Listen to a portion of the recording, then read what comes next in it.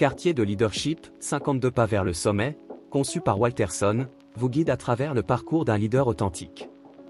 Troisième pas de la deuxième partie, résolution de conflit. Le conflit est inévitable, mais le combat est facultatif. Max Lucado.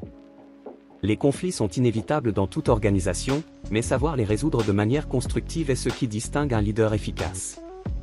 La capacité à transformer un conflit en une opportunité de croissance renforce la cohésion et améliore la performance collective. 3 points importants. Premièrement, identification des causes. Comprendre la source du conflit pour y apporter une solution adaptée. Exemple, pendant la guerre froide, la crise des missiles cubains a été résolue par la compréhension des motivations de l'autre camp, permettant ainsi d'éviter un conflit nucléaire.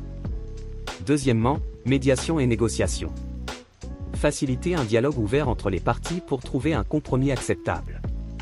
Exemple, le Dalai Lama a utilisé la médiation pour promouvoir une solution pacifique aux tensions entre la Chine et le Tibet, bien que non résolue, son approche non violente a influencé les négociations internationales. Troisièmement, suivi et prévention.